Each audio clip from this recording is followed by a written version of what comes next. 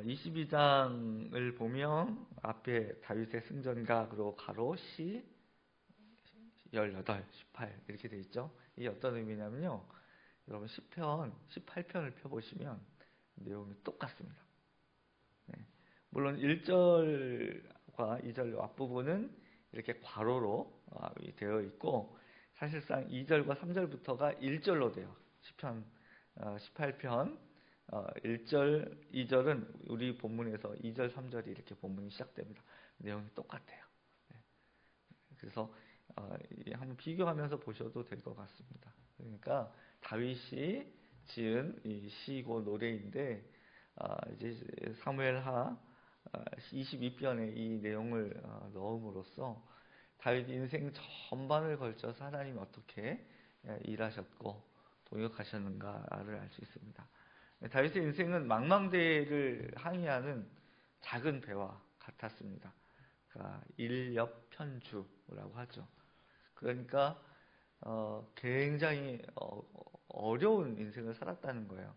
이번에 그 시찰에 가서 우리가 이렇게 방문했던 곳 중에 하나가 뭐냐면 6.25 때 썼던 그 전함하고 또 잠수함을 견학하는 게 있었어요. 그래서 수학여행 가듯이 이렇게 내려서 견학하는데 생각보다 그 전함이 크더라고요.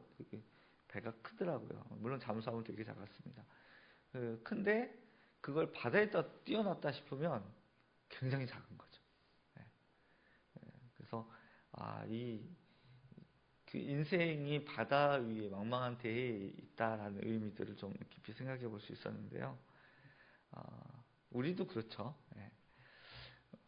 다윗은 베들레헴 작은 성읍에 살던 그 베들레헴이라고 하는 작은 성읍에 살던 양치기 소년이었습니다. 다 아시죠? 평범하게 태어나고 평범하게 자라난 사람들이 대부분이 그렇듯이 주어진 운명, 그 삶에 순응하며 살았어요. 우리도 그렇잖아요. 주어진 삶에 맞춰서 사는 것이죠. 평범한 사람이었다는 거예요. 근데 그러던 어느 날 한 사람이 찾아옵니다. 평생에 한 번 볼 수 있을까 말까 한 유명 인사였어요. 누구였냐면 사무엘이죠.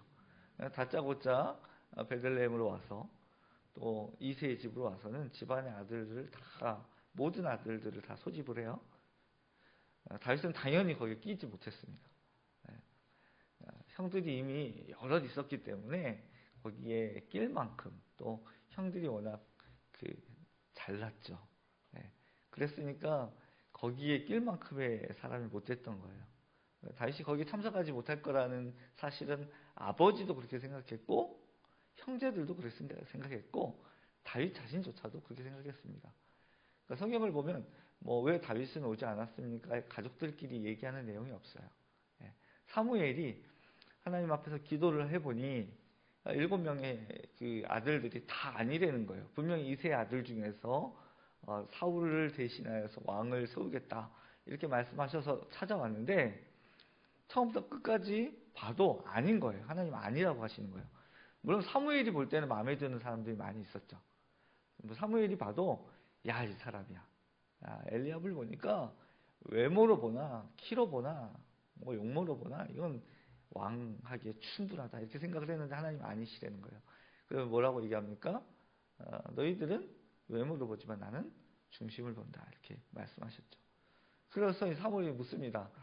뭐라고 물어요? 아들이 이게 전부냐? 이게 다냐? 물어보니까 아직 말째가 있는데 걔는 양 지키고 있어요. 물어보지 않았으면 다윗이 있는지조차도 모르고 몰랐을 거라는 거죠. 어쨌든 급히 다윗을 데리고 와가지고 그 자리에 참석하게 합니다. 모두가 어리둥절하죠.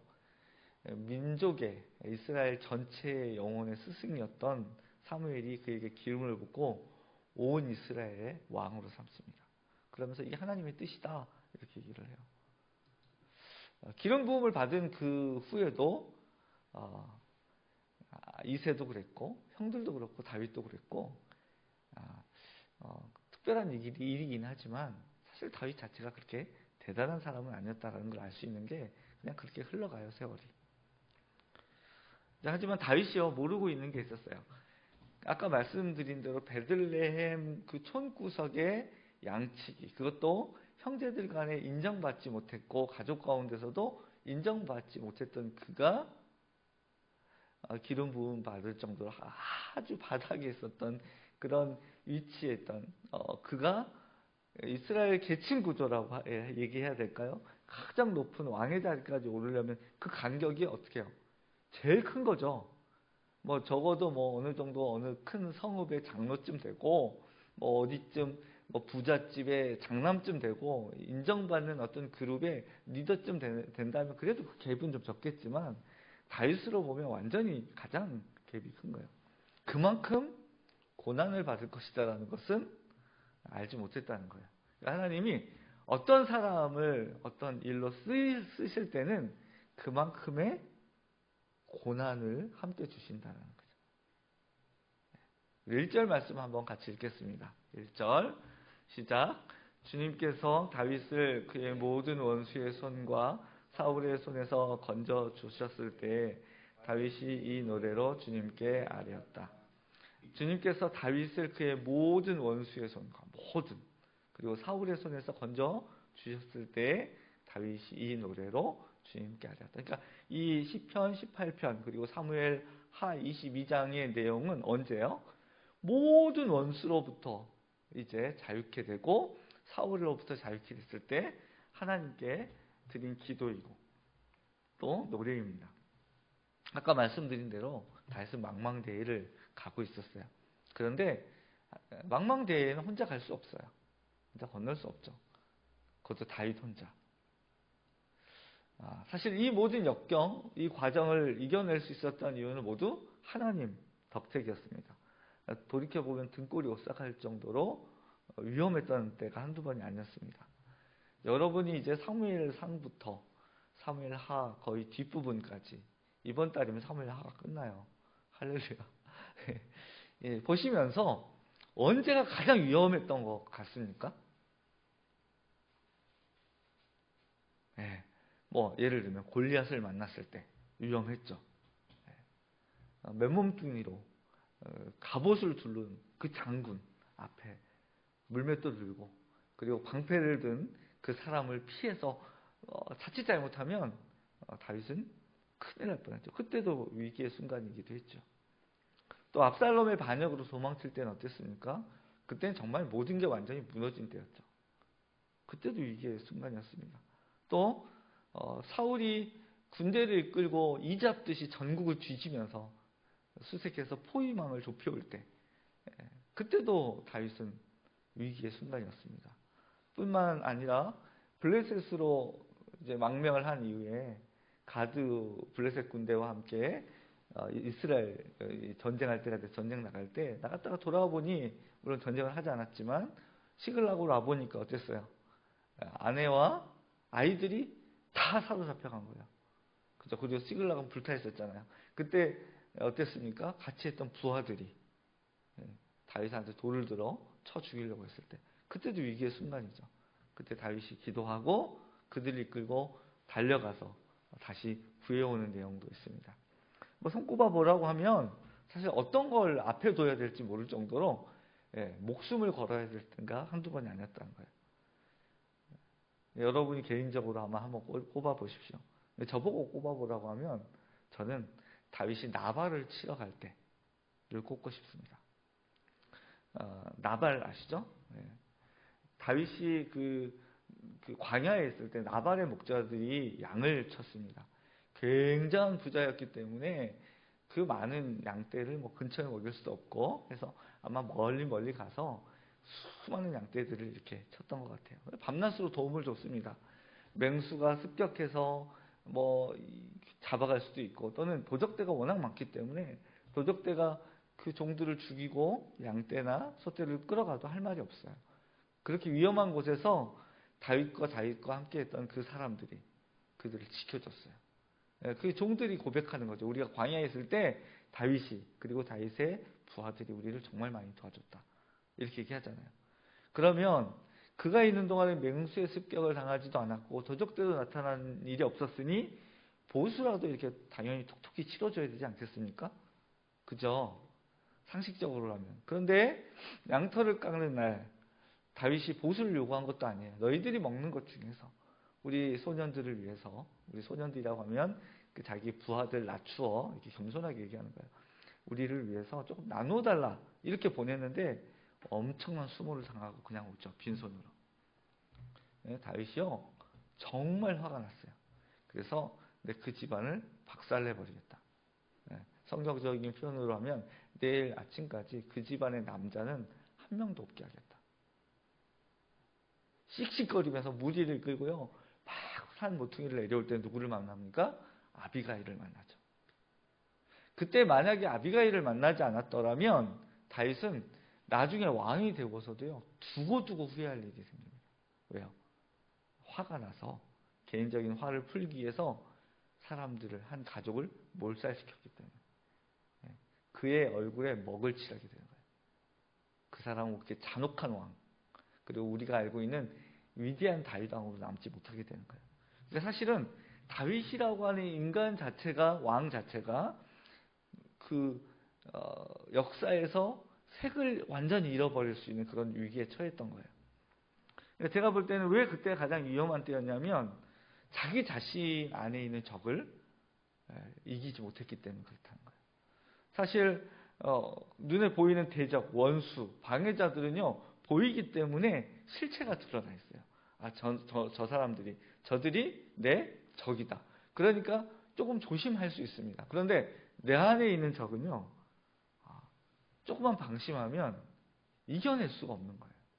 제가 볼 때는 그게 가장 위기였던 것 같아요. 그런 모든 위기, 자기 안에 있었던 많은 위기와 그리고 또 수많은 밖에 있었던 이 적들과의 관계에 있었던 위기들, 이 경우에 하나님이 다 어떻게 했다는 거예요? 다 지켜주셨다는 거예요. 누구를 보냈죠? 아비가일도 보내시고 나단도 보내시고 사람들을 보내서 지켜주셨다는 거예요. 그래서 하나님을 찬양합니다. 뭐라고 찬양합니까? 2절 3절 함께 읽겠습니다. 이르되 여호와는 나의 반석이시오. 아닌가요? 네, 죄송합니다. 그는 이렇게 시작. 그는 이렇게 노래하였다. 주님은 나의 반석, 나의 요새, 나를 건지시는 분.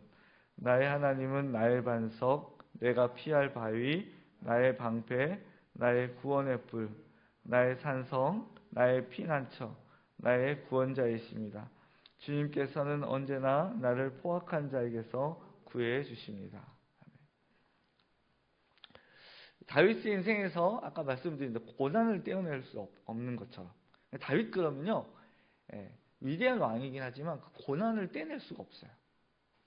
엄청난 고난 가운데 거했던 그런 왕인데 절대로 다윗과 떼어놓을 수 없는 또 하나가 있어요. 그게 뭘까요? 하나님입니다. 예수님이 그 물결이 막 넘실대는 바다 한가운데 베드로가 나도 무리를 걷게 해주십시오. 그러니까 건너오라고 하잖아요. 근데 한두 발짝 걸어가다가 빠져갈 때 예수님이 그 손을 잡아서 주여 나를 구원하소서 하니까 건져주셨던 것처럼 붙잡아 주신 것처럼 하나님이 다윗을 모든 위험에서 건져주셨다는 거예요. 이게 굉장히 중요합니다. 왜 중요하냐면요. 우리도 그렇기 때문에 그래요. 우리도 여러분의 인생을 고난과 떼어넣어서 설명할 수 있습니까? 사람들마다 고난의 어떤 길이와 깊이와 넓이는 다를 수 있어요. 어떤 사람 이게 아프고 저 사람 이게 아파요. 이 사람에게 이게 문제고 저 사람에게 저게 문제인 것이지 모든 사람들에게 아픈 부분이 있어요. 나를 힘들게 하는 부분이 있다는 거예요. 우리도 고난과 우리를 떼어놓을 수 없어요. 다윗의 인생을 통해서 우리는 그걸 확인할 수 있어야 됩니다. 그런데 다윗이 그 고난 가운데서도 이 인생을 이렇게 하나님께 올리는 찬양으로 마감할 수 있었던 이유는 무엇인가 하면 바로 그 인생 가운데 하나님이 함께 하셨기 때문에 그렇다. 전 여러분 가운데 하나님이 함께 하시길 바랍니다. 하나님께서 여러분과 뗄 수 없는 존재로 역사하실 때 그때 여러분이 하나님에게 이렇게 크게 찬양할 수 있는 그런 인생을 살 수 있는 거예요. 이거를 신약의 표현으로 뭐라고 합니까? 임마누엘이라고 합니다. 하나님이 우리와 함께 계십니다. 예수님이 우리와 함께 계셔서 나를 떠나지 않는 거예요. 그래서 다윗이요, 하나님은 나의 반석이십니다. 나의 요새이십니다. 반석은 뭐예요? 예, 흔들리지 않는 거예요. 든든한 거예요.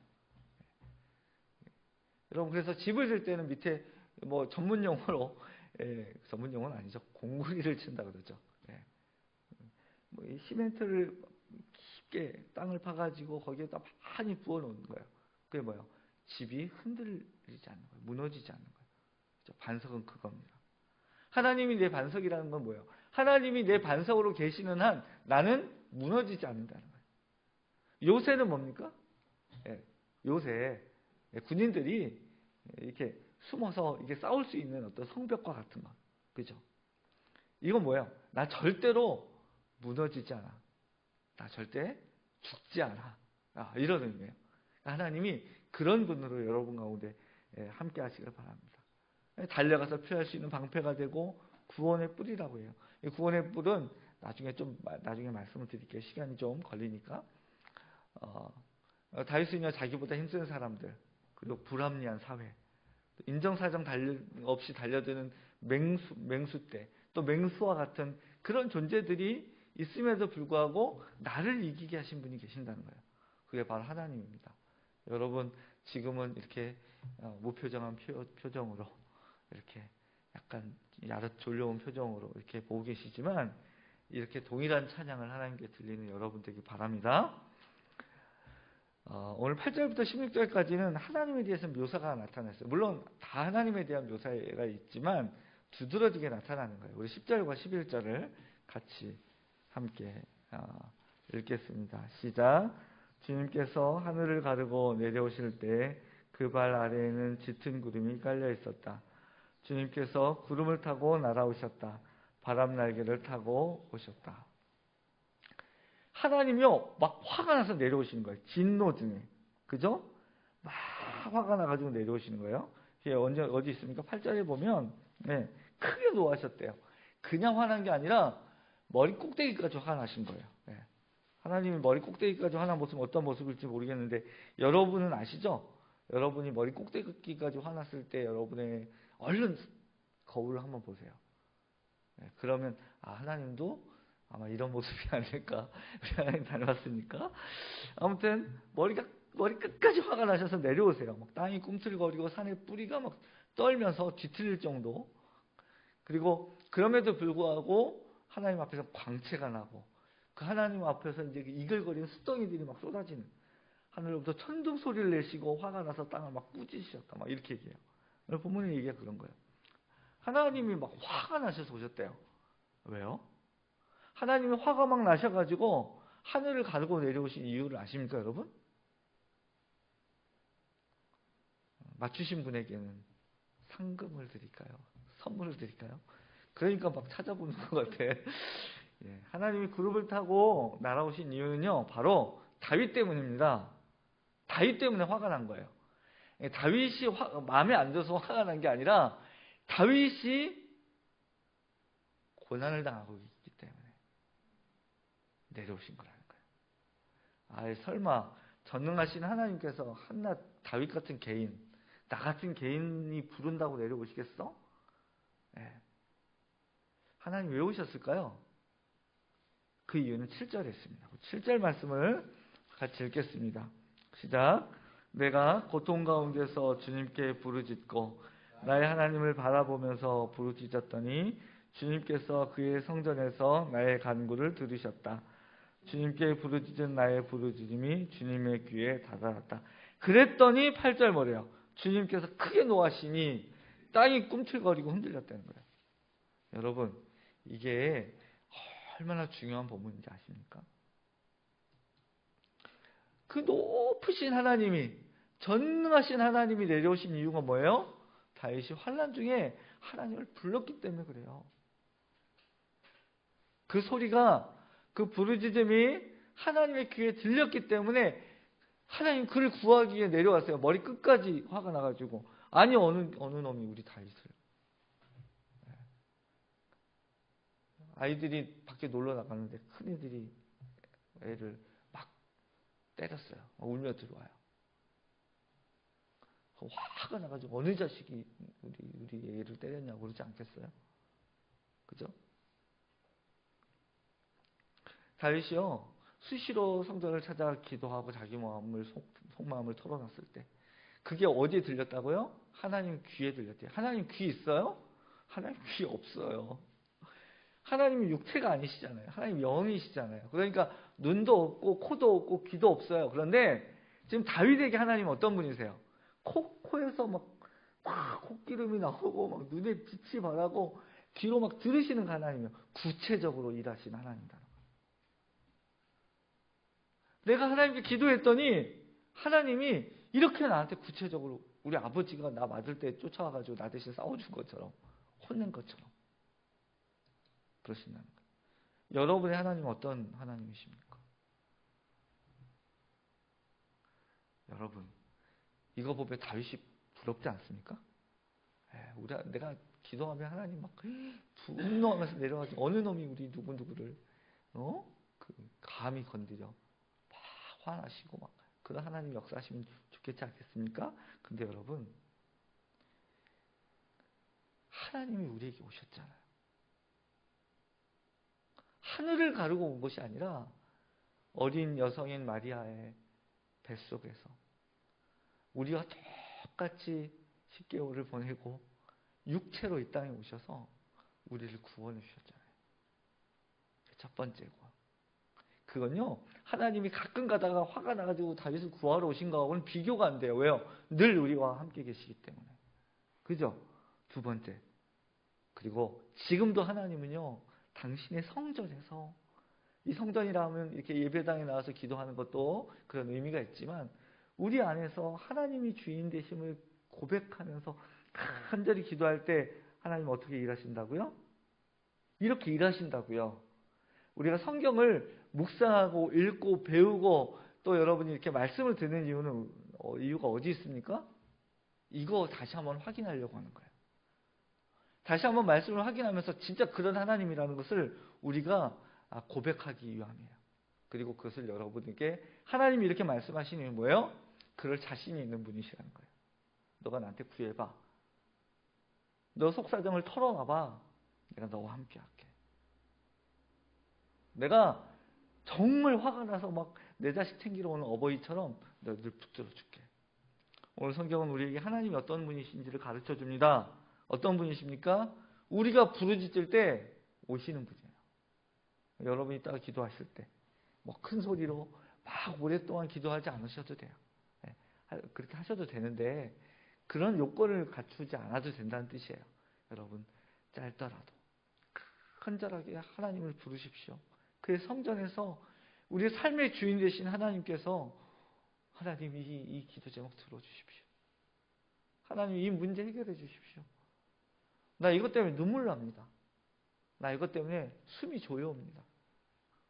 이렇게 기도하십시오. 하나님께서 다윗과 같이 노래할 수 있는 여러분의 삶을 만들어주실 줄 믿습니다. 그래서 다윗이 구체적으로 뭐 깊은 물에서 나를 건져주셨다. 나보다 더 강한 원수들에게 나를 지켜주셨다. 나를 미워하는 자들에서 건져주셨다. 뭐 이렇게 막 얘기해요. 근데 재미있는 표현이 하나 있어요. 20절 말씀을 우리 한번 읽겠습니다. 우리 15절까지 읽었죠. 그런가요? 네, 20절 말씀 한번 읽어보겠습니다. 자, 시작. 이렇게 나를 좋아하시는 분이시기에 나를 넓고 안전한 곳으로 데리고 나오셔서 나를 살려주셨다. 뭐래요? 이 엄청난 자존감을 어떻게 해야 할지 모르겠습니다. 누가요? 하나님이 이렇게 나를 좋아하시는 분이기 때문에. 네. 다윗은요, 뭐라고 얘기하는 거예요? 하나님이 나 엄청 좋아한다는 걸 알아요. 나를 좋아한대요. 여러분 죄송하지만 오늘 여러분이 이거 하나만 챙겨가셔도요, 여러분 삶은 정말 든든한 삶이 되십니다. 하나님이 이렇게 나를 좋아하시는 분이다. 네. 이것은 다윗의 고백이 아니라 우리가요 하나님께 이렇게 고백하고 알기를 원하시는 거예요. 하나님은 여러분을 좋아하십니다. 네. 하나님은 여러분을 구원하기 위해 기꺼이 어떤 일이라도 하시는 분입니다. 하나님은 여러분의 기도를 당신의 성전인 이곳에서 이 자리에서 듣고 막 일어나서 막 일을 시작하시는 분이세요. 그 기도를 들으시고 여러분 그 하나님을 믿으십시오. 그 하나님을 신뢰하십시오. 네. 이렇게 좋으신 하나님에 대한 반응이요 21절부터 25절까지 나타나요. 우리가 15절까지밖에 안 읽었지만 예. 그래서 다윗이 어떻게 합니까? 하나님이 나를 좋아하시니 내가 어떻게 해? 나도 하나님 좋아하는 거예요. 그래서 의롭게 살아요. 그리고 손에 의로움이 묻어있다고 얘기합니다. 예? 우리 25절 한번 읽어볼까요? 25절 시작. 그러므로 주님께서는 내가 의롭게 산다고 하여 나에게 상을 주시며 주님 앞에서 깨끗하게 보인다고 하여 나에게 상을 주셨다. 하나님이 나를 좋아하셔가지고 내가 기도하고 울부짖으며 와가지고 내 대적을 물리쳐 주시고 나를 편안하고 안전한 곳으로 지켜주시는 그분이 고마워서 내가 하나님 마음에 들도록 의롭게 살려고 노력한 거예요. 하나님의 뜻과 말씀을 떠나지 않았어요. 그러면 뭐예요? 쌤쌤이죠. 그죠? 주고받은 게 있는 거잖아요. 하나님이 나 구해주셨으니까 나도 그게 감격하고 감사해서 나도 그렇게 살았어요. 그런데 거기까지 끝났으면 쌤쌤인데 하나님이 뭐래요? 재밌는 사실이죠. 예, 거기에다 상을 주시는 거예요. 하나님 좀 오버하신 거죠. 그죠? 어떤 의미인지 아시겠죠? 예. 우리가 하나님께 감사함으로 드리는 것보다 하나님이 우리에게 주시는 것이 훨씬 많다는 거예요. 예. 하나님이 나를 좋아하시니 너무 감사하게도 나와 함께 하시니 고마워서 그분과 늘 동행하며 살고 말씀대로 살려고 노력하고 애썼더니 그런데 그게 또 잘 됐다고 잘했다고 나한테 상을 주시는 거예요. 의롭게 산다고. 또 주님의 눈앞에서 깨끗하게 보인다고.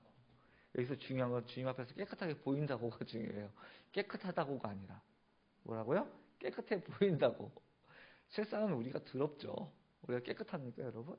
그런데 우리가 이 말씀을 보면서 하나님의 말씀대로 살려고 애쓰고 노력하는 거 보면서 뭐래요? 의롭게 산다고요. 인정하시고 또 주님의 눈앞에서 깨끗하게 산다고 깨끗하게 보인다고 상을 주시는 거예요. 여러분 우리 하나님에 대해서 우리가 잘 묵상하는 게 굉장히 중요합니다. 그래서요 성경을 잘 보셔야 돼요. 저는 여러분의 인생 가운데 CC로 때때로 몰려오는 고난이 있을 때 눈물 나는 일이 있고 어려움이 있을 때 하나님이 팔 걷어붙이고 달려오는 역사가 있기를 바랍니다. 예.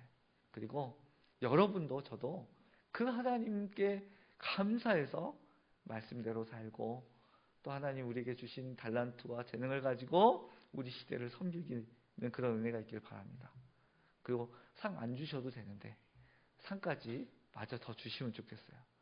하나님이 여러분이 애쓰고 수고한 것보다 더 많은 것으로 채워주셔서 봐라 우리 하나님 이런 분이다 라고 여러분 주변 사람들에게 여러분을 알고 있는 분들에게 또 여러분에게 어렵게 했던 분들에게 하나님의 하나님 되심을 보여줄 수 있는 그런 삶이 되기를 예수님의 이름으로 축복합니다.